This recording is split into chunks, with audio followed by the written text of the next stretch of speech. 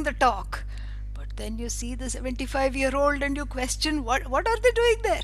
And then your own Shanti is robbed. Instead of enjoying the talk, you're wondering why they are there. And you see, so this is something, based on the on one's surroundings.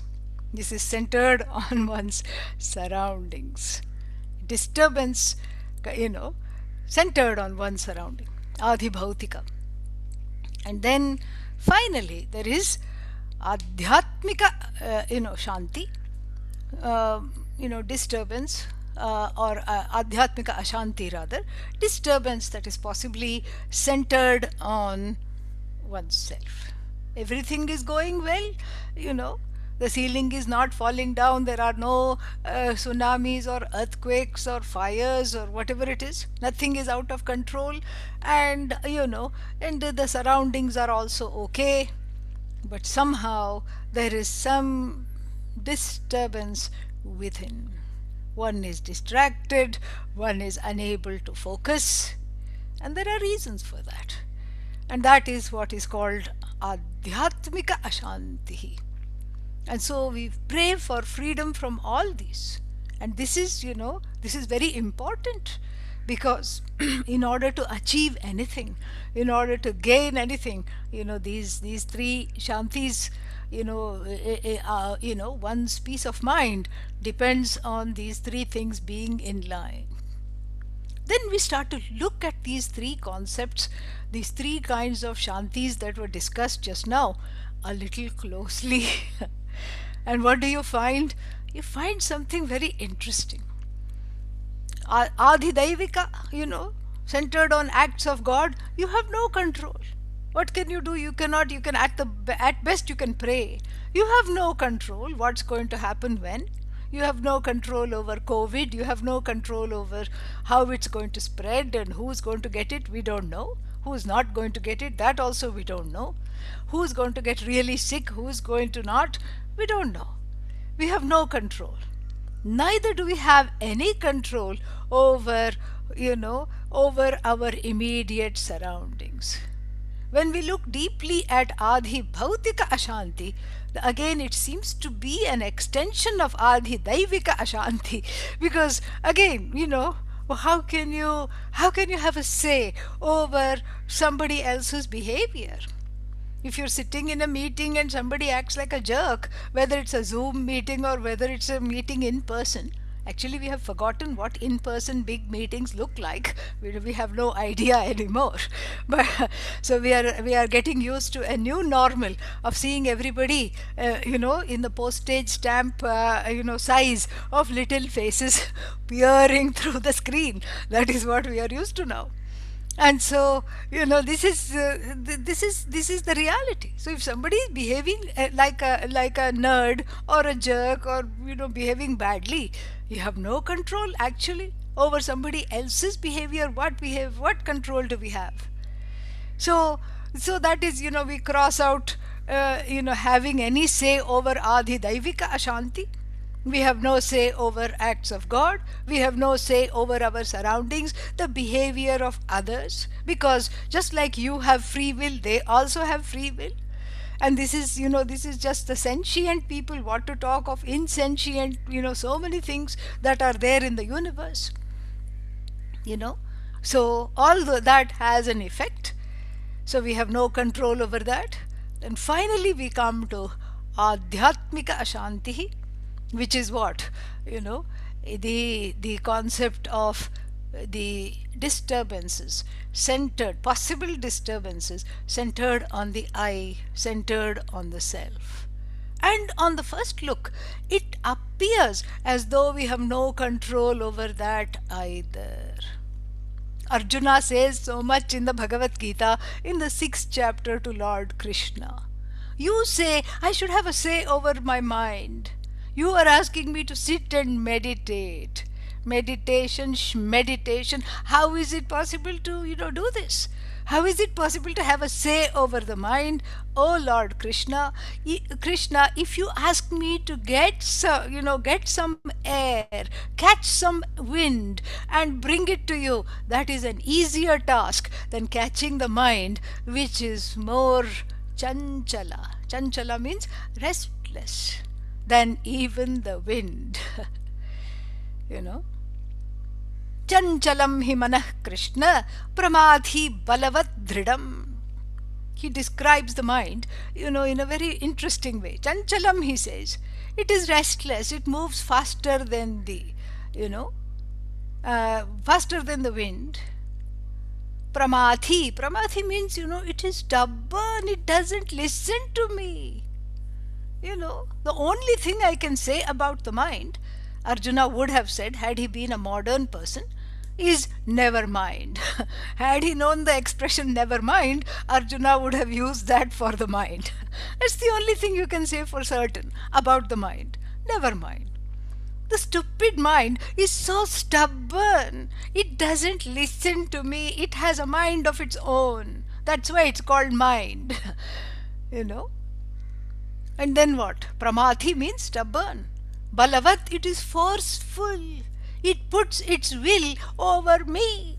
It doesn't have, there is a indweller. I sense this presence of this indweller sometimes. In fact, when I'm talking to you, that is the one that is talking, that the one who is the witness is able to witness the fact that the mind is experienced as being both stubborn and forceful.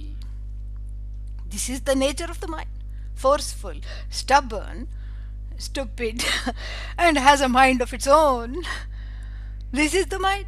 And pramadhi balavat and dhridam. Dhridam means it doesn't move except in its own way. It doesn't move except in its own way.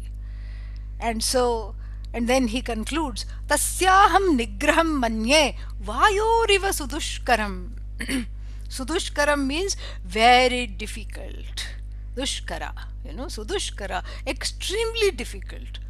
What? Nigraham, to have a say over the ways of this mind, is what, dushkara. Dushkara means not able to do this.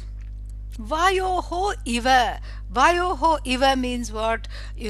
Like even the wind.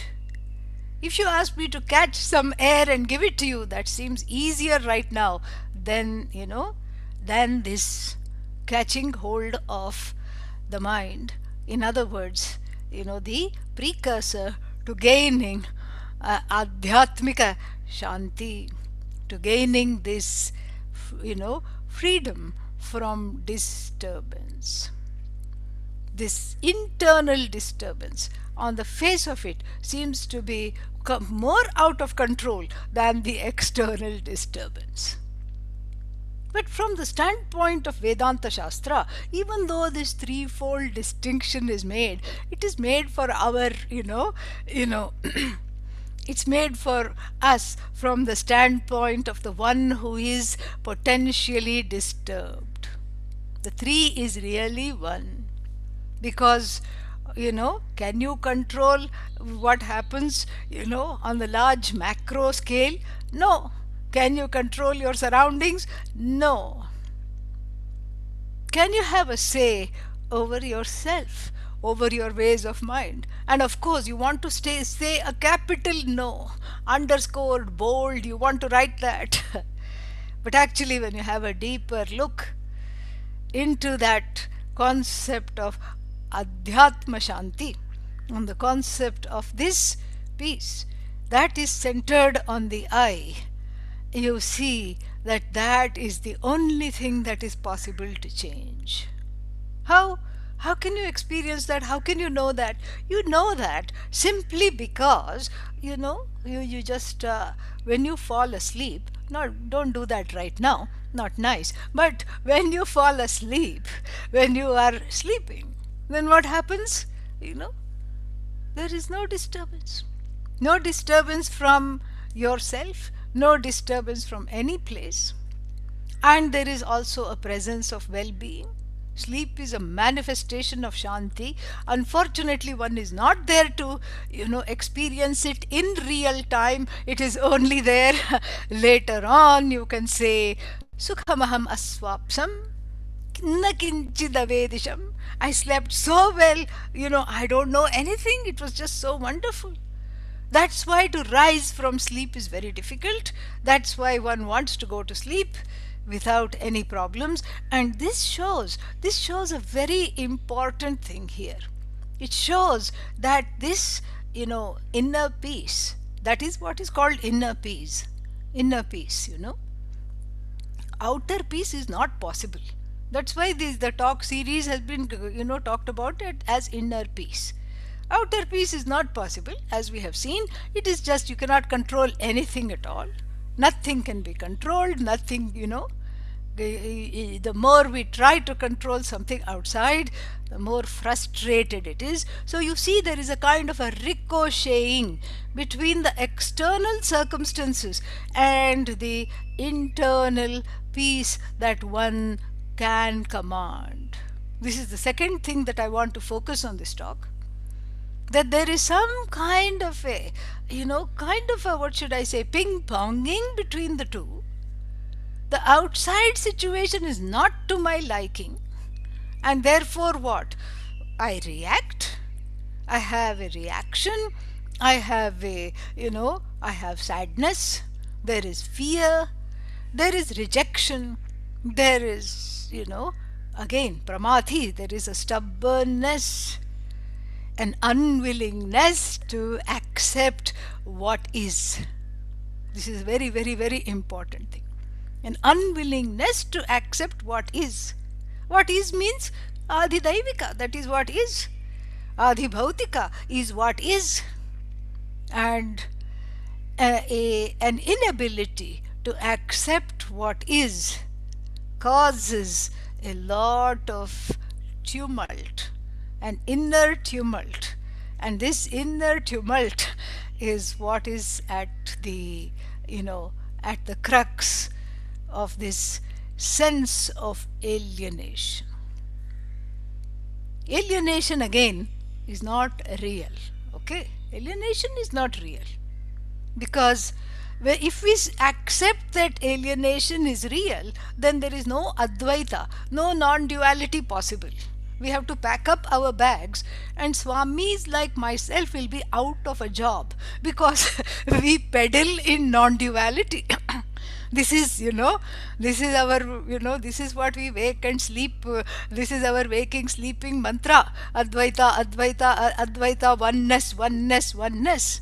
And if alienation is a fact, if the jiva, this, jiva means crying individual, okay? Yeah, so this complaining, crying individual, in other words, full of peeves, may as well call this entity piva, not jiva, piva. So this piva, full of grievances, if this jiva was separated from the jagat, the universe, and separated from the source of the jagat, the one who made what is just like it is, Ishvara, God, Bhagavan, the source, the cause of the universe.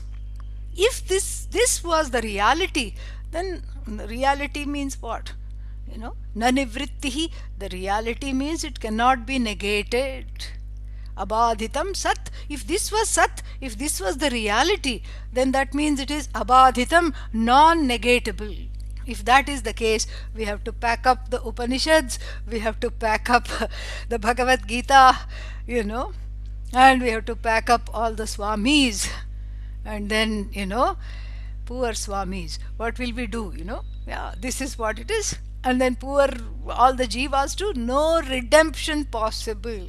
Anirmoksha prasangaha, a situation where moksha is not at all possible. Because the separation between jiva, jagat and Ishvara is here to stay a threefold separation. So Adhyatmika Ashanti centered on Ishvara, Adhibhautika Ashanti centered on the Jagat, and Adhidaivika Ashanti centered on Ishvara, Adhibhautika Ashanti centered on the Jagat, and then what? Adhyatmika Ashanti centered on the self. All these disturbances are here to stay, and there is no solution possible, no resolution possible. So this separation between the Jiva, Jagat and Ishvara, which is basically what? Fueled by Ashanti. Ashanti is the petrol. Yeah, that is what is fueling this separation. So the separation is a sneaky thing. The separation is an as though separation. This we have to understand. And as though separation, because if the separation is real, then there is no solution. Then why not we say the separation is unreal? Then if the separation is unreal, then there is nothing to remove. Then we say there is no separation, there is nothing to remove. Then again we have to pack up our bags. you know because sorrow is unreal, separation is unreal, alienation is unreal, fear is unreal. If it is unreal, there is nothing to remove. Then also you pack up your bags and go. We are in the territory of dissociation. It is unreal, it doesn't exist. So that which is non-existent you cannot remove. A non-existent alienation cannot be removed. An existent alienation also cannot be removed because it is a fact. Non-existent cannot be removed. We'll all be having the Lady Macbeth syndrome. What is the Lady Macbeth syndrome? She was a character in the Shakespeare's play, and she engineered the death of her brother-in-law who was the king so that her husband could become the king. But she was ridden with guilt after having done that. She went mad. She roamed the corridors of the palace at night trying to wash off the blood from her hands. Out, out, she kept on saying, out, out, damn spot, she kept on saying. And then nobody could see any spots except her. She went mad. So trying to remove something non-existent is a futile thing because it is non-existent. And then if it is existent, it cannot be removed. If it is non-existent, it cannot be removed. It being a sense of separation that is causing disturbance here of various kinds of 3 categories of disturbance. So what is the solution here? So therefore we overuse a word in Vedanta, as though. We should always, the Vedanta teacher should permanently have their hands in apostrophes like this. Everything is as though separation, as though disturbance. We talk in apostrophes. This is the only solution. Why? Because it is experienced, it cannot be denied. And because it is not the ultimate reality, including one's own experience of oneself and one's own universal yearning for that wellness and well-being, it cannot be affirmed. That which can be neither denied nor affirmed, this in between existence and non-existence, in between reality and non-reality, hangs the jiva. This is what it is. An unhinged jiva is hanging between the jiva's experience of alienation is in between these 2 things. And that is why we need the Upanishad. That is why, the Swamis employ themselves. The self-employed Swamis,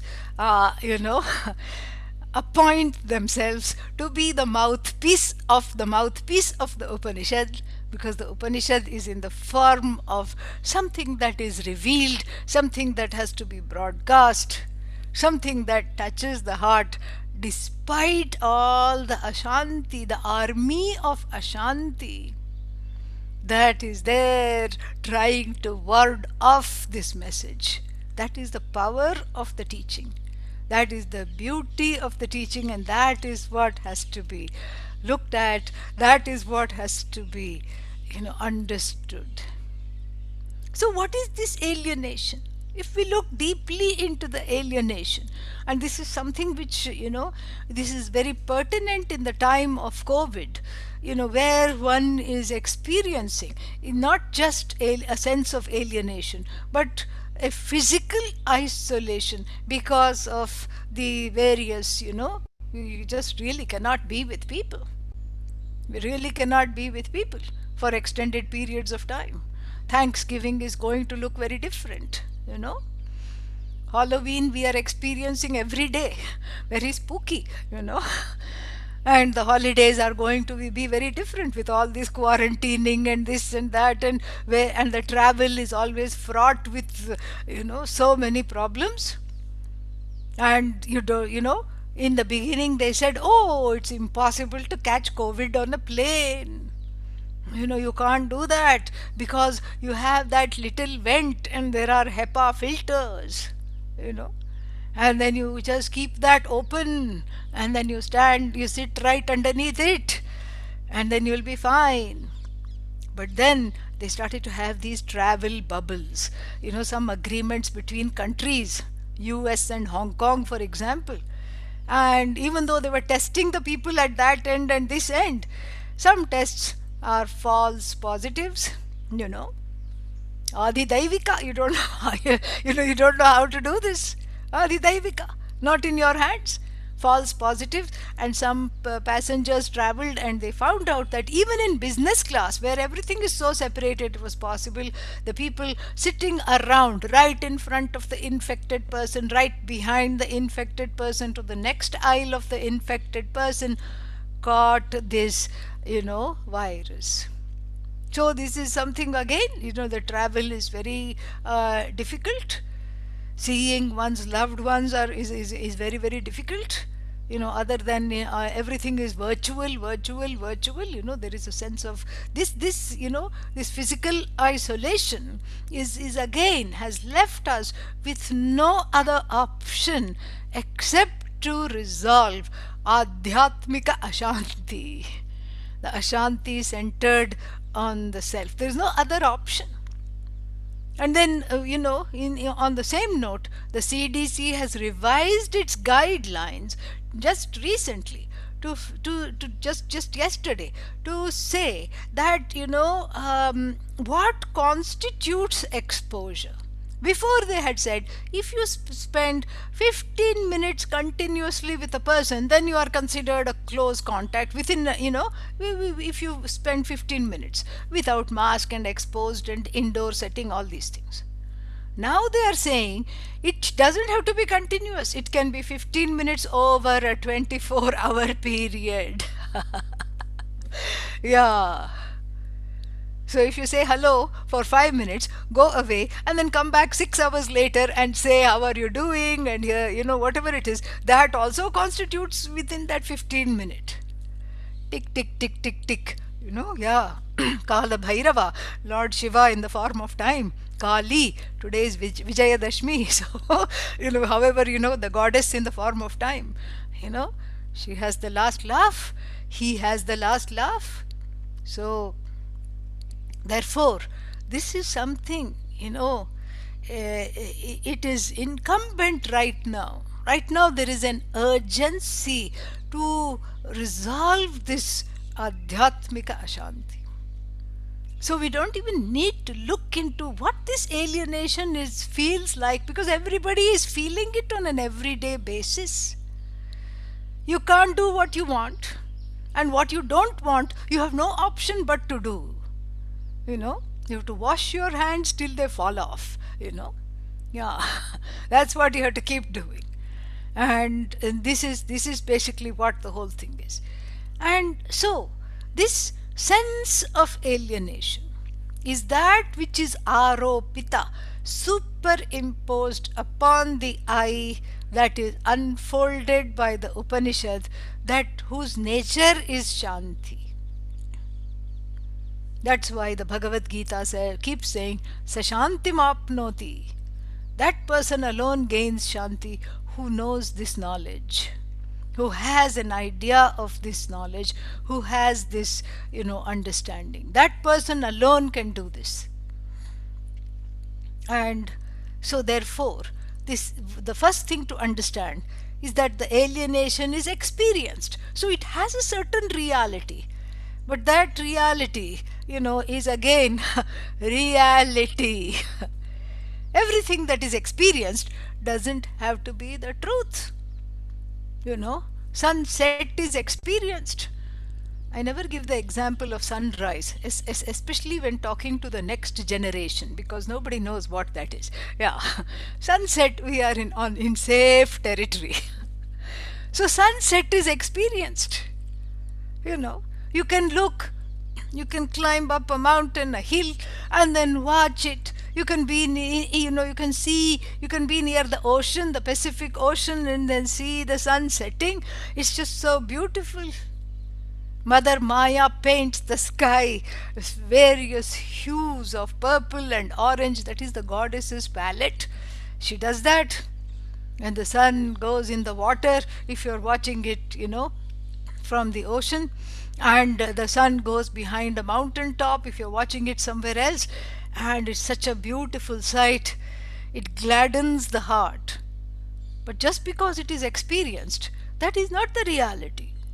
Because any kind of a fourth grade geography lesson shows that the sun is neither setting nor rising. It is an apparent reality of the earth's movement. But what about the palette of the goddess? That is just another word for that is smog. Yeah, see, we are now down to this reality. It is smog. The more the smog, the more the colors, and because of certain particles suspended in the air, etc., etc. Even though we know this, we can still enjoy the sun, the so-called sunset. We can enjoy that. So this way, this is what we have to understand. The alienation, although experienced, the alienation is opposite of the sunset experience because it is not pleasant. The alienation that is experienced is not, it doesn't have to be the truth of the eye. Just like the sunset is not the truth of physics, of geography, of science. This is something we have to see that. So the alienation is what? Huge. Alienation from one's, surroundings, alienation from Ishvara, alienation from each and every other jiva. 5 minutes you spend, 15 minutes needed for COVID exposure. 5 minutes are enough for all the raga dveshas to arise and reject the other person, to misunderstand the other person, And the raga dvesha are like the army of the Kauravas in the Bhagavad Gita.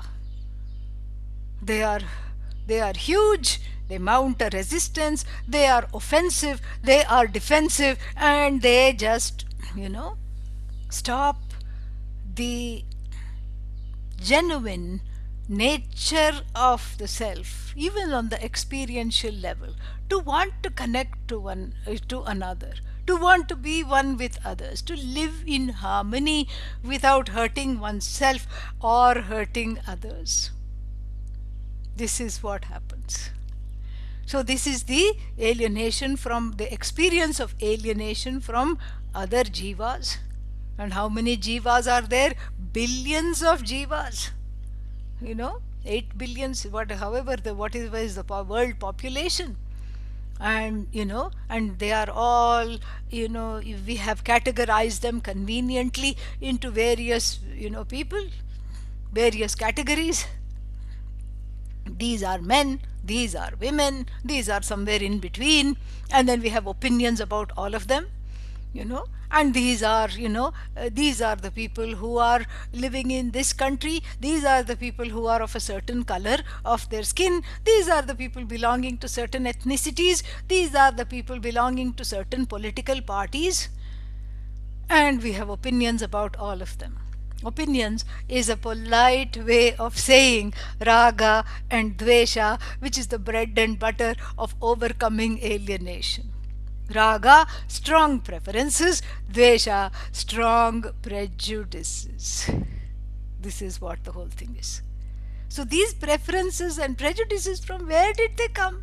You know, they were already there, says Lord Krishna in the Bhagavad Gita. Sarvesham buddhau ragadveshau vyavasthitau. It has been arranged. It is adhidaivika. Thank God I don't have to blame myself for my raga and dveshas.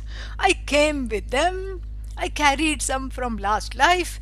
And then, as long as I am born in self ignorance, the raga dveshas proliferate, they prevail, they have an abiding presence. In fact, they stand in for the self. Because when you go on a dating site, what do you put? You put all your raga dveshas on the computer profile. I like this, I like hiking, I like movies, I like cooking, but only vegetarian, and I do this, I don't do this, I like this.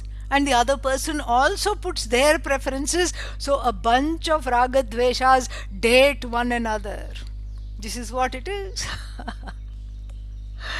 And I have heard from talking to a number of next gen people, it's very hard to find like minded people. Where to find like minded people? That's what happens, when you study Vedanta, you know so much. You're not going to settle for just, another, marrying another bundle of raga dveshas. You want more, you know better. Good for you. That's wonderful. I'm very proud of you for that. You have seen this. You are not no longer subject to this spoof. This is wonderful. And so so these raga dveshas, they are there, and and all these so-called dating sites are just, you're just dating a bunch. Your raga dveshas are dating a bunch of raga dveshas. And then you see, when you look deeply into raga dveshas, one thing you can say about them is that they are not steady. They keep changing. They keep changing faster than you can change clothes, because that is how they are. Just look at yourself. I mean, whatever you enjoyed 5 years ago, you don't enjoy that anymore. So if a bunch of raga dveshas wants to be one with another bunch of raga dveshas, whether it's in the form of a friendship, whether it's in the form of a significant relationship, it is fraught with difficulty. Any kind of a partnership where a bunch of raga dveshas, seek another solace in another bunch of raga dveshas, can only result in misery. And as we know, misery loves company. That's the only kind of thing you can have. Why? Because they keep changing and they have skirmishes with one another. Contrast this to the the ancient Indian way of whatever marriage. We relied not on adhyatmika, on adhidaivika we relied on the horoscope. I always call it horoscope. We relied on the horoscope. Yes, we also dated, the horoscopes. The horoscopes would date and spend some time in the astrologer's house. Horoscope is nothing but manifestation of Adhidaivika Bhagavan in the form of the blueprint of what this particular jivas are about to, what these particular jivas, what is their potential, what are their limitations. We left it to Bhagavan. And then after the marriage was done, you never got married to a person. You got married to the whole village. And then there were all these egos to contend with. Leaving was not an option, because the divorce and all is just a legal, it's all new. Leaving was not an option. And so, you had to, unless of course there was some terrible abuse or whatever, within that. And then there were some mechanisms. But other than that, if it was just some difficulty of ragadveshas, then each person, whether it was a man or a woman, anybody had to adjust you know uh, to so many egos within the family, within the extended families. It was based on sacrifice. It was based on the dharma of sacrifice. Of what? Not not anything except the raga dveshas. The raga dveshas are what are being sacrificed. So it was a win win situation, because the sacrifice of the raga dveshas leads to self growth. And self growth is, contingent, is very important ingredient for shanti, for moksha, for relative shanti, that is freedom from disturbance, and for ultimate shanti, absolute shanti, which is another synonym, as I told you, for moksha. So this is how we did it. So the marriage was an institution designed for moksha. You know, yeah, and anybody married can tell you that. Yeah, definitely it brings you closer to moksha, because there are so many things out of your hands. What else to focus on? There's nothing else to focus on. So, marriage for us was always, in the Hindu Shastra, a means to an end. It wasn't an end in itself. If marriage is an end in itself, it is sure to end. This is something we have to understand. Marriage is a means to an end. Everything is a means to an end. The whole Vaidika life is something that is singularly focused on self growth. Self growth first and foremost means reducing the sway of the raga dveshas over one's mind, over one's ways of being. And for that cannot happen without letting them go, without deferring them. We talked about this last time. Deferred gratification. And this is again something the coronavirus is teaching. Before, it was very easy to have instant gratification. You want cake, you go get it. You can have the cake, you can eat it too, you can do whatever you want. Now you want cake, then you better start browse some recipes, because you're not going to get it ready made. You have to make it yourself. Or you have to, even if you go to a shop to get the cake, you have to first bring your sanitizer. You have to see what all is there. You have to quarantine the carton in which the cake comes, so that all the virus goes away without human contact. All this, it's too much. So we are learning the art of deferred gratification. It's a gift from Bhagavan. So the corona is a manifestation of an avatara of the Lord, because the Lord said, I will come. Sambhavami yuge yuge, in the 4th chapter of the Bhagavad Gita. Sambhavami yuge yuge. Paritranaya sadhunam vinashaya cha dushkritam. Dharma samsthapanarthaya sambhavami yuge yuge. Very famous verses from the Bhagavad Gita. In order to re-establish dharma, in order to help the people who are working hard to reduce their raga dveshas, those are the sadhus. Who live for others, those are sadhus. Parakaryan sadhnoti iti sadhuhu. Who live with a sense of service, who don't want to just, earn their own bread and butter and be happy with that, because that's not what makes them happy. They live, in the words of Pujya Swamiji, to become contributors to the society, not just consumers. This is what, those are the sadhus, and to protect them, to help them to shed the raga dveshas. Further, I keep incarnating myself. And then, and we have some kind of spiritual romanticism.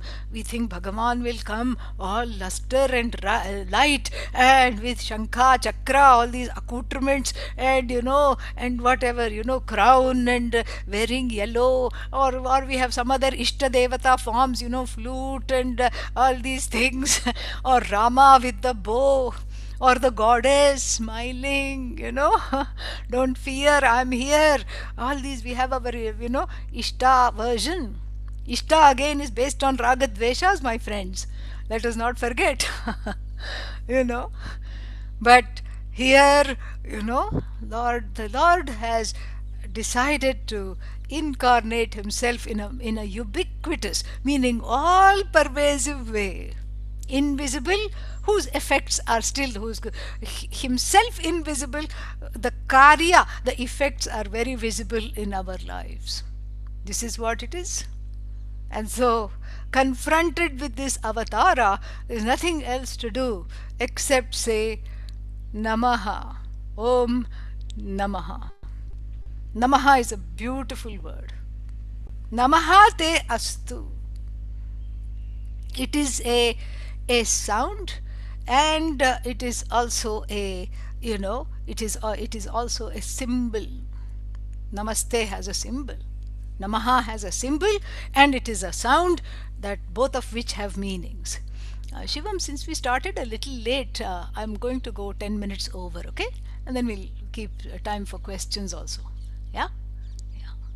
I really didn't give him a choice, but, I would like to finish this. Is that okay? Yeah. That would be great. Yeah, fantastic. Thank you. So, Namaha. This is a symbol. Let us look at the symbol first. Two hands. They don't look alike. Even the fingerprints do not match.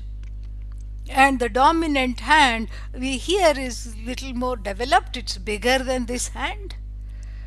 And the fingers are all not of the same size. And yet, I bring them together.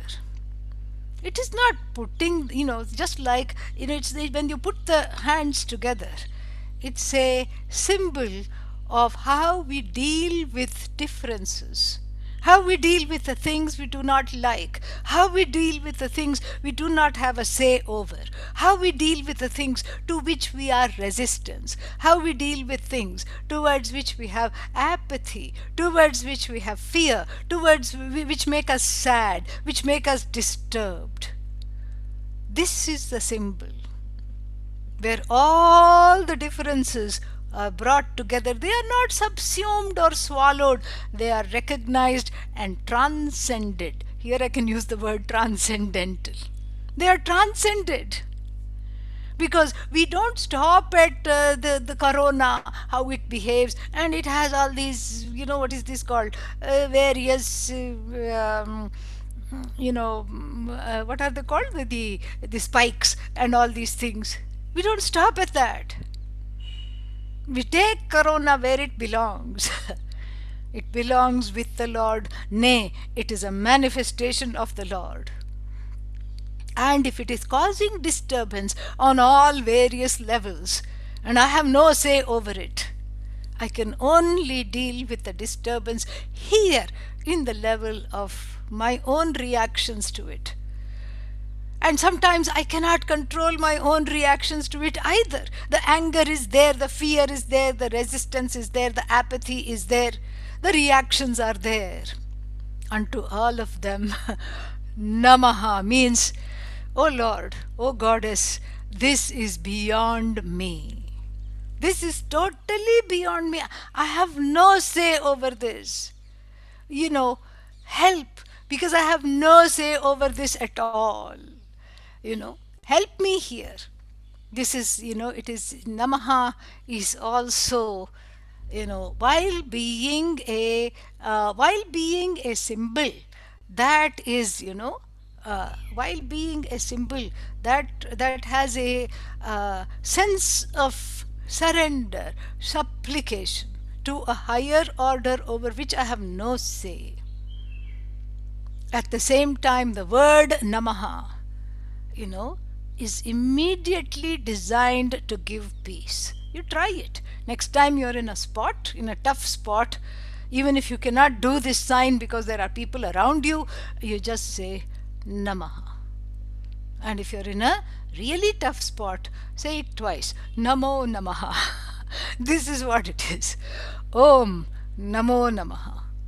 And this is a practice. This is instant meditation. This really is. And I can say this because I do this. I do this whenever I'm confronted by a situation over which I have no say. Namaha, namo, namo, namaha, namo, namaha. This is what the whole thing is. And, that is something which is, so beautiful, because it is, hinging on a particular truth.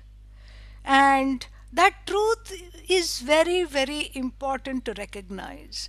And that truth is something so beautiful when you recognize it, is that you cannot settle accounts. This is what Pujya Swamiji's famous, words. Settling accounts with the universe, settling accounts with Ishvara, settling accounts with the Jagat, with Jivas.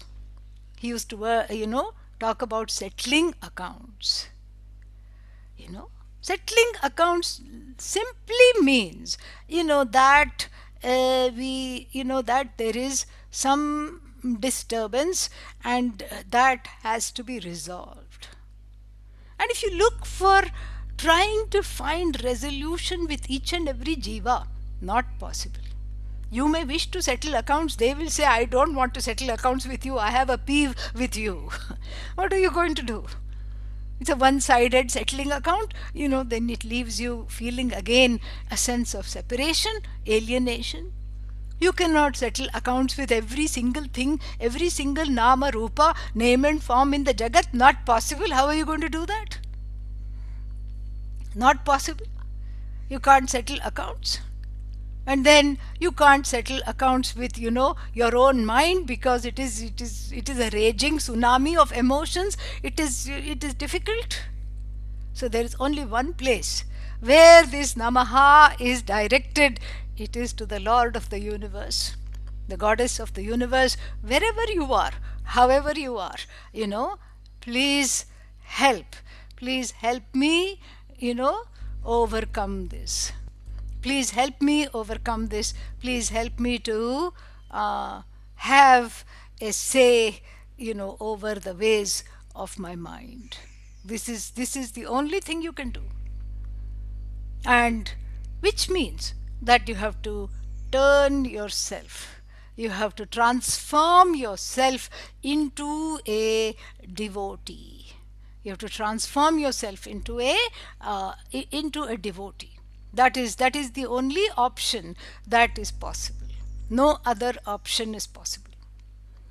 Devotee means what? I mean, there's sometimes, the one is angry at Ishvara. How can I be a devotee and sing your praises when I'm angry? The anger is part of the devotion. We make the mistake of leaving the anger out and trying to force some other emotion like Shraddha, like Bhakti, and like, all nice. Right now, it is difficult to make nice with Bhagavan.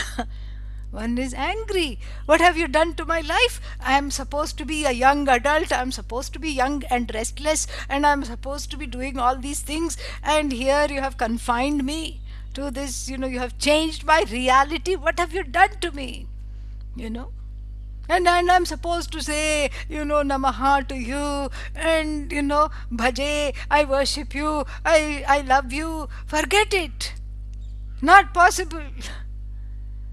In the Hindu Shastra, the beauty of the Shastra is such that your anger is part of this resolution. Your frustration, your reaction, your inability to connect is part of the devotion. The Sri Rudram, which you have all heard at various points in your life, which is chanted in temples in the mornings for Abhisheka, that symbolizes this. That symbolizes the various contours of the relationship that one has with the Lord. One of fear, don't shoot. Don't shoot your arrows, the slings and arrows of outrageous fortune at me. I always feel that Shakespeare must have studied Sri Rudram because when you read, he must have known some Vedanta. All the world's a stage, men and women are but actors. He said that. Amazing. Something was there. And in Hamlet's monologue, to be or not to be is the question whether to suffer the slings and arrows of outrageous fortune. You know? And the same thing we hear in of course, the Rudram comes first. That's why he says, I say he must have borrowed from the knowledge of Sri Rudram. You know, Namaste astu dhanmane bahubhyam utate namaha. Namaha to your arms which seem horrid, and which namaha to your bows which seem to be directed at me. Oh no, I run away. Again it's directed at me. I hide, but then it is directed at me. My own karma phala. Yes, this is important to know that this is not a personal arrow, that some kind of a personal slight. It is my own karma. And if we are talking of corona, it is our own karma in the form of a collective karma. In the form of the collective. Yeah, that collective thing, this is, that collective thing is what is important here. Because everybody is going through this. And when everybody is going through this, then, what happens? Then it is not you personally. You are not targeted. You are not targeted at all. So that means what? That means that you are not at fault. Your anger is included in this relationship of devotion. This is what is called settling accounts. Then again in the Sri Rudram, Drape andhasaspate daridranila lohita. Drape means you disgusting fellow. In which other religion can you call Bhagavan a disgusting fellow and get away with it? Tell me. In most other traditions it is blasphemy. One will be excommunicated. Think about that. Here you can not only get away with it, but it becomes a very profound prayer. Ishvarize your anger. This is wonderful. Ishvarize your pain. Ishvarize your sorrow. Ishvarize your frustration. Ishvarize your alienation. This is what the meaning of Namaha is. You stop seeing your mind as some personal burden given by Bhagavan. Where else can we blame it, You stop seeing your depression, your isolation, your alienation, your anxiety as some kind of a personal slight, a burden which you have to bear. Instead, you see it as the psychological order, the vast psychological order that there is.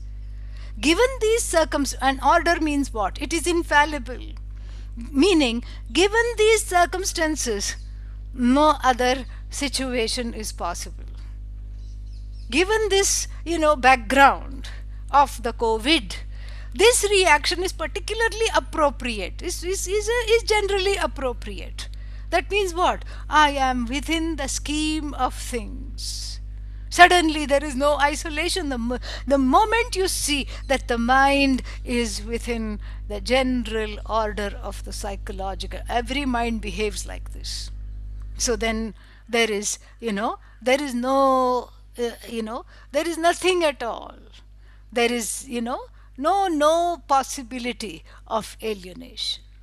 This is something which is very, very important to understand. Very, very important to understand. And so therefore what? So therefore we can see that there is truth here. There is truth in in forging a new kind of a relationship with Ishvara. A new way of relating which includes your resistance, which includes one's pain, which includes one's sorrow. Tasmai Namaha. Tasmai means unto that. What is that? Whatever over which I have no say, including the ways of my mind. Tasmai Namaha. This is another mantra. Namo Namaha. And then another mantra that Puja Swamiji would always say when he led meditations was Tasmai Namaha, Tasmai Namaha, Om Namaha, Om Namaha, Om Namaha. So this is where the oneness is on the level of the, on the level of the mind, on the level of the, on the level of the everyday, on the level of one's reactions, on the level of one's pains, one's sorrows, you know, and this is something which is something to celebrate. It is a oneness. It is a lived oneness. It is an experienced oneness. We can no longer say that Vedanta is an abstraction. This is Vedanta because this devotion is authentic. It includes your pain, it includes your frustration, it includes your sorrow, it includes everything. Whatever is there, it includes it, and that in that inclusion, there is a precursor of transcendence. The transcendence happens because there is, there is inclusion, and so one learns to first befriend the ragadveshas and to understand that if one is not having a not having the ability to overcome it right now, that is within the order. And what is that order? The psychological order, of course. That is within the order, and that is okay, and that is definitely okay. And making that okay is the journey into this knowledge of oneness. And this kind of a newfound quote unquote devotion, which doesn't look like the technical devotion of being imbued with love, etc., that will come later. The raga dveshas have to wash off. So this kind of a devotion that is very appropriate to the contemporary times is actually very ancient. Is very ancient. It takes in the unconscious mind, it takes in our parallel reality, the pratibhasika, it takes in our resistance, it takes in our reactions, and it eulogizes them, it divinizes them, it ishvarizes them. And that is where the that is where we can disarm. No longer, to say, use Puja Swamiji's words again in conclusion, no longer do we need to be a ninja, offensive and defensive. You can relax in the order, including the mental order, the psychological order, the emotional order. And in this newfound devotion is a lived oneness, is a lived sense of relative peace, which is a shanti, which is a kind of a kind of a relative shanti. Then, fortified with this relative shanti, one studies Vedanta, and then one gets, gets acquainted with oneself as absolute shanti. No other shanti is, the shanti means there's absence of another thing. Every other thing is you, is an extension of you. And so that requires a committed exposure to Vedanta. But until then, nothing can stop one from enjoying relative, shanti. And this is how to get to the place of gaining that. So I will stop here and chant the closing prayer, and then after that we'll have some, we'll have some 15 minutes for questions. Thank you for listening. Thank you for coming. Om Purnamadav Purnamidam Purnat Purnamudachyate Purnasya Purnamadaya Purnamevavashishyate.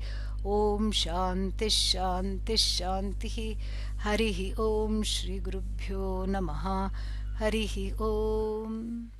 Yeah, any questions, please? Namaste, You can Swamini. type in the chat box, yeah, or you can talk. Yes, namaste. So I'm just going to stop the YouTube live so that the young adults have more Yeah, freedom to no, you ask. don't have to stop. They can just listen to the questions and answers. Yeah. Okay. Okay. They cannot ask the questions, so it's okay. Okay. Yeah. Sounds good. We have one question from Nitya. So I'm going to unmute you, Nitya. Hello, Nitya. Hello, Swamini. Thank you for How are you? with us tonight. Thank you. I really loved it. Wonderful. Tell me. You mentioned having frustration and using that as a way to be a part of faith with Ishvara, right? Like frustration is a moment of faith just as much as bhakti or anything like that, right? Or Yeah, anger. yeah, yeah. Um, which I found incredibly profound. What about self alienation, anger at oneself, or frustration, or negativity, and those kinds of things? I think, at least for me, sometimes I feel almost guilty for feeling those things because I know that I should be celebrating myself for accepting and enjoying the fact that I am Atma, or trying to find the beauty in that. But it's sometimes very difficult to deal with frustration like that. So, Yeah. do you have any advice on how to, I guess your term, Ishvarize it, I suppose? Ishvarais, yes. You see, that's a wonderful question. And the same laws apply whether Mm. the Ashanti, sorry, is within or without. Same laws apply. So one has to befriend the pain and the sorrow. First, as something that is here. It may not be here to stay, but it is here right now. Right now it is here, you know. Right now it is unavoidable. Right now, oh Lord, I am under its spell. Right now, this is how it is. Right Mm. now, this is where I am at. And here the right now is important. Here the right now is actually Vedanta, because the last time we saw the truth of now is timeless. Mm. Ah, because if I ask you, are you sad now? You can never say yes. Even if you say yes, well, you know what I'll tell you? I'll say, that was then, that now has gone. Mm. Right now, are you sad? Well, okay, this now has also gone by the time you thought. Now, free from sorrow, now free from anger, now free from fear, now free of frustration, now free of pain, now free of want. So when I say, you know, and when you start looking at this like this, that right now I'm frustrated, the now preponderates over the frustration. The now is the witness that is witnessing the frustration, which is confined to time. You, who is now, who is the witness, is unconfined. Mm. And you are the adult. The frustration is a baby wanting a bottle. Yeah. You have to hug that baby. We started to talk about that last time also. You have to embrace that inner, you have to make all the raga dveshas into various crying infants. Imagine them not as an army of scary, people with bows and arrows or guns, but imagine them as a room full of crying infants. Everybody is running their own daycare, and you cannot run away from that. And you cannot give your daycare to the significant other to manage because they have their own daycare. You have to parent, apparently, your own ragadveshas in the form of your own, pains and sorrows, and you have to make friends with them. But if you start, feeling their pain, you have identified with it, you have to step back. If that makes sense. This is Yes, how that does. Yeah. Ishvara is your own ragadveshas. You have to, see them as harmless infants, very recalcitrant, crying all the time, stubborn, annoying babies that I never wanted to give birth to, and here I am with all of them. So you have to be a surrogate parent, yeah. Yeah, you have to be in the place of the witness and watch them with love. So that is the first part of the answer. The second part of this, the second part of my answer would say, fill up your life with some kind of self-affirmatory practices. Yoga is wonderful. It gives self-love. Suddenly you find that you can make your body into a pretzel. Aha, what an accomplishment! And you can do pranayama, you can hold your breath without turning blue. This is another accomplishment. So you get to know yourself on the level of the body, on the level of the mind, on the level of the senses. Yoga fosters self love. It's a very, very effective way.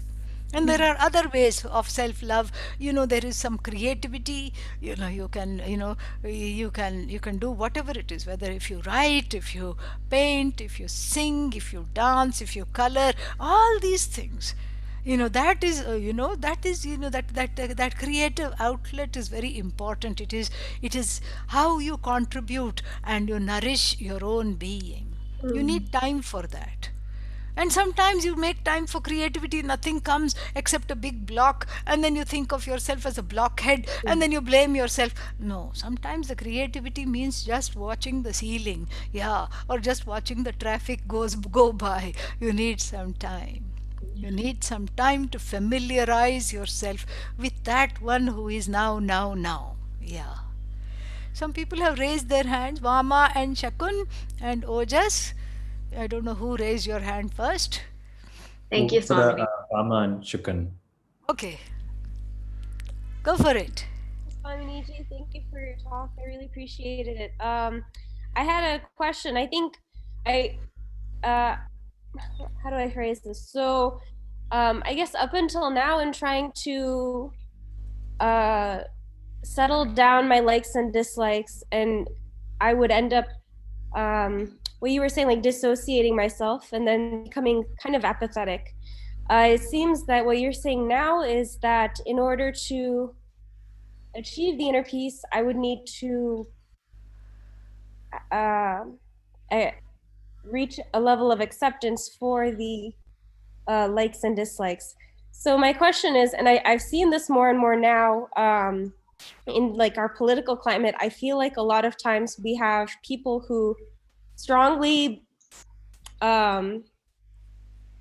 we don't recognize, differentiate between what is likes and dislikes versus what is what we believe is right, or like maybe like the social dharma. So how would we differentiate between that? How do we recognize what is actually likes and dislikes? Yeah, that's a very good question also. So, you see, the thing is that sometimes the likes and dislikes are not just individual, they're also collective. There are collective ragadveshas that are, sometimes pass within the whole thing of rubric of social dharma. And sometimes, if this is something which we see in the in with the parents.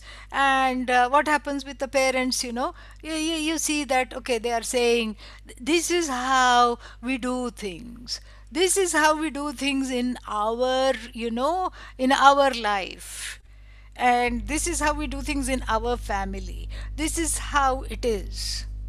And so that is what has to be distinguished. That there may be a level of choice, there may be a level of understanding. And I just shared with you a photo of Durga Puja in Bihar, where they have Ishvarized the whole situation with the coronavirus. So this I was wanting to do, so you can look at that. Very beautiful. So this, and the people who have done this probably have not studied Vedanta. They have not understood, all this. They have not studied Upanishads.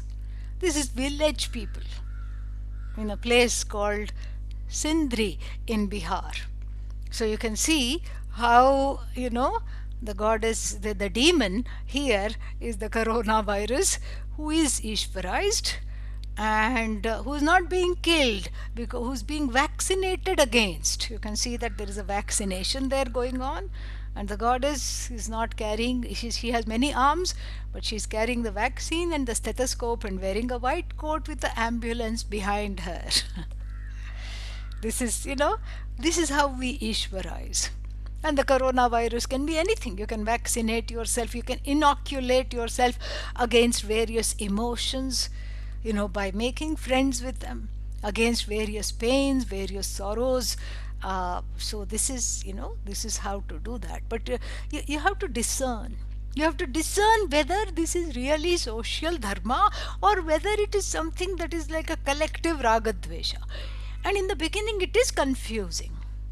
So you just confirm if it makes sense. But if it deeply doesn't make sense, you have every right to question it. You have every right to, look at it critically. That is in fact, Adi Shankara also says, even if 1,000 Upanishads come and say fire is cold, don't believe it. Use your common sense. Yeah.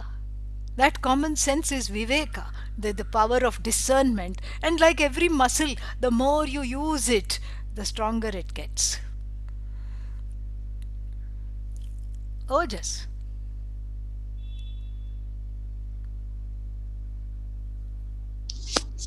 Hello, namaste. Hello. This is a Hello, wonderful namaste. talk. Sorry about the noise. So my question, you've been talking about collective ragdvesh, and in this talk, and a lot of times, we see adhyatma as a very personal, um, journey, and not in the collective way. So my question is related to that, in two different ways. One is, uh, alienation. When I first thought about alienation, there's one way that, we use it as our personal alienation, from other people, from Jeev, from Jagat, from Ishwar. But also another form of alienation, which is prominent in our societies today, is the one that Marx talks about, the alienation from one's work. When we don't feel happy with the work that we're doing, Yeah. because of the situation we have, maybe now the work that I like doing, I cannot do anymore, or the work that I hate doing, now I have to do it in that way. Yeah. And so we're alienated for our work, and so we don't enjoy our karma as much in some ways. So my question is, I'm a fan of always talking about enjoy the process. Whatever the process is, it has been given for our elimination of our rag dvesh. Yeah. But how can we enjoy the work that we are doing without feeling separated from that? Without feeling like we're part of a big machine of capitalism, of whatever other things that are out of our control. Yeah. How can we do that using the tools that we have? Yeah. You see, the macro and the micro, to respond to you on the general level, they ricochet, they relate to one another, and they affect one another. So the micro, macro, all of them, we just have words for it, but from the standpoint of, the order, it's all one and the same. So you're right, it's all about adhyatma. And if you're alienated from the standpoint of Vedanta, whether you're alienated from a bunch of other people, or whether you're alienated from yourself, meaning the mind, etc., or whether you're alienated from your work, is all one and the same. It is alienation. It's a sense of alienation. And that's why in the Hindu Dharma we say work is worship. Only in the Hindu Dharma we can say that. And we have as you said, you are process oriented. And you can't, we understand this one thing: we can't always do as we like. So we learn to like what we have to do.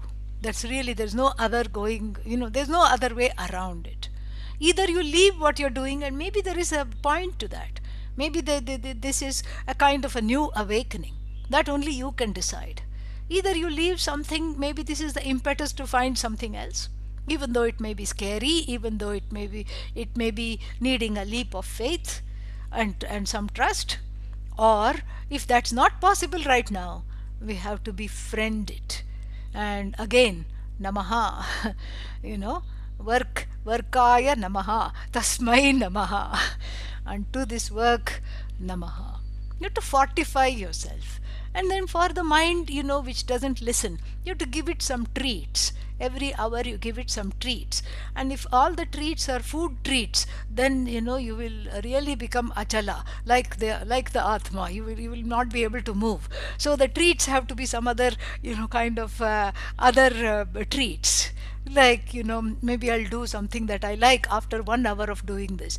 You shamelessly reward the mind, you reward the ahankara, because this is how the work atmosphere is like that. The people who work get rewarded, they get promotion, they get raises, and they get praises. So same thing you do here to that. And then and if you are a little more self reflexive, then one can go into what is it that it is difficult here, what is it that is painful here, why this particular raga dvesha has got such a hold over me.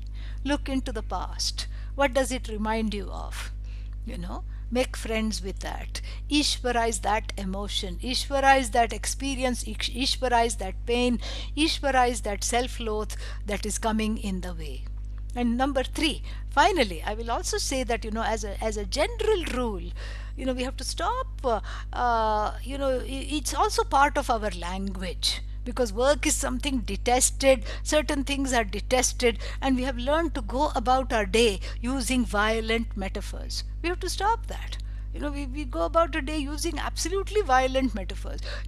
I got up, and nobody says I got up, I threw off the covers.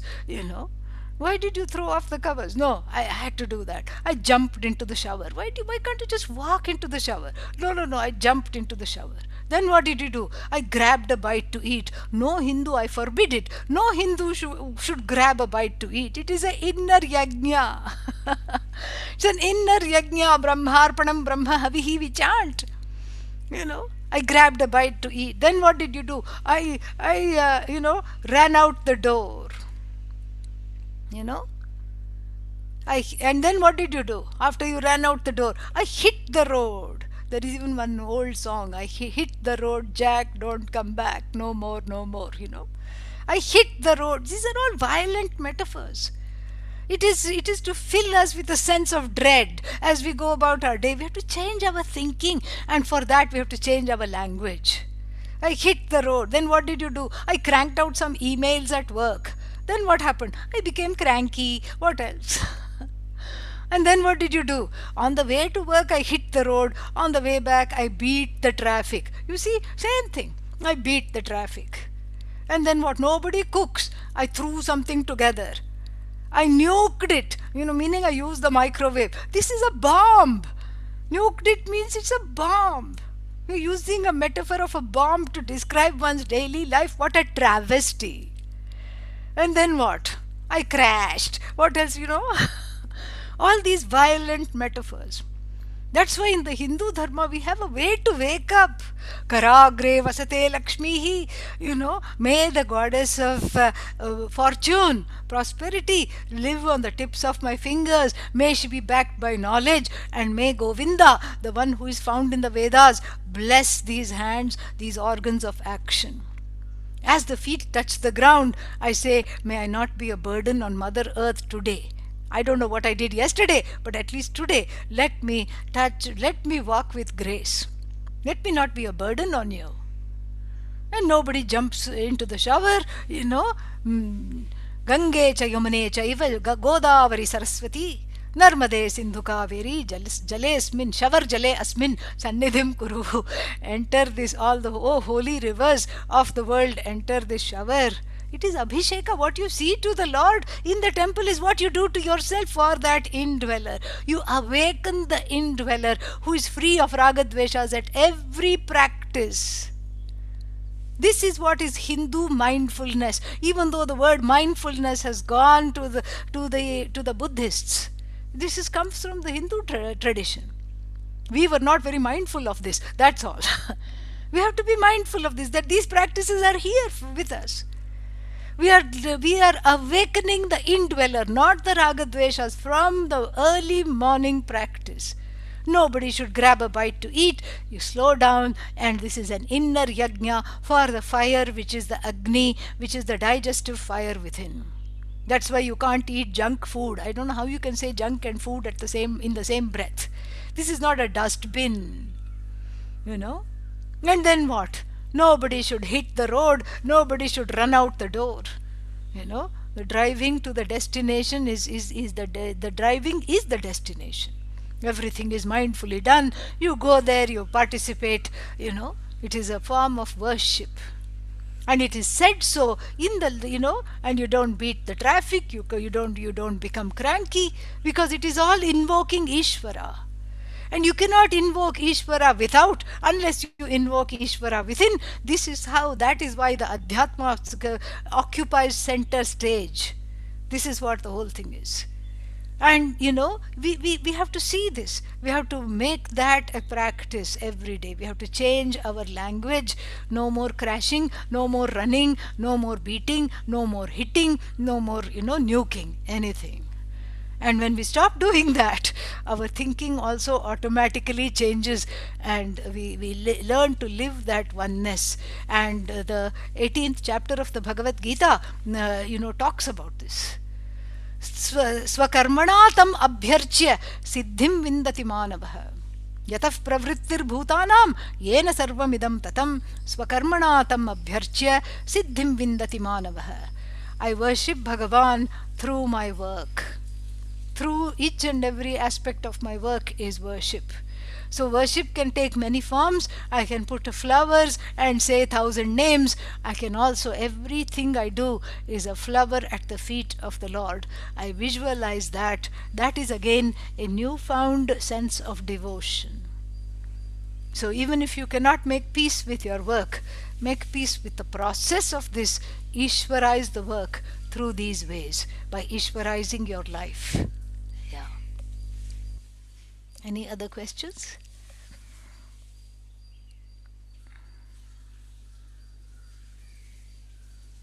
That is all, Swamini. Wonderful. This was a great meeting. Thanks to Shivam, and thanks to all of you for attending. I enjoyed myself, and have a wonderful evening or any time of the day from wherever you are logging on. Happy Vijayadashmi. May the grace of the goddess be with all of you in the form of prosperity, peace, inner peace, and finally self-knowledge. Thank you. Thank you so much, Swamini.